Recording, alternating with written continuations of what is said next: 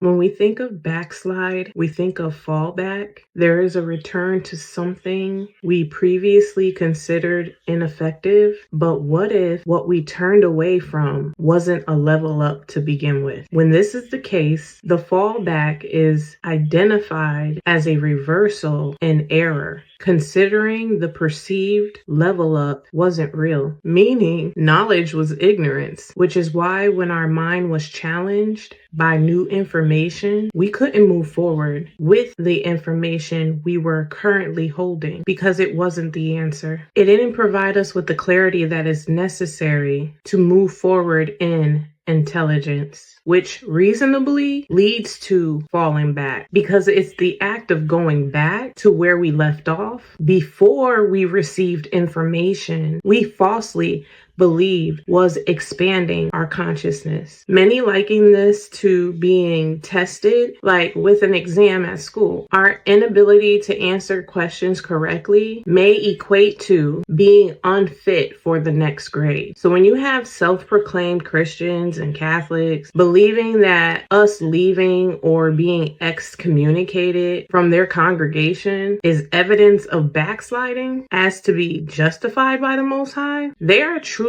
going to be upset or in resistance to learn that it was actually the Most High showing you that what you were learning and being indoctrinated with wasn't the whole truth. They're just really good at faking awareness, but the proof is in the disempowerment, witnessed in the adjustments they make when they realize that most weren't victorious following their rules or their regulations. So when you fell back, you were just actually going back to the grade you weren't ready to pass because your inability to answer the Most High clearly showed your ignorance. Therefore, you weren't being held accountable by the Most High to the rules and regulations of those institutions. You were being held accountable to your conscience, bearing witness to you not having an answer regarding your beliefs. Why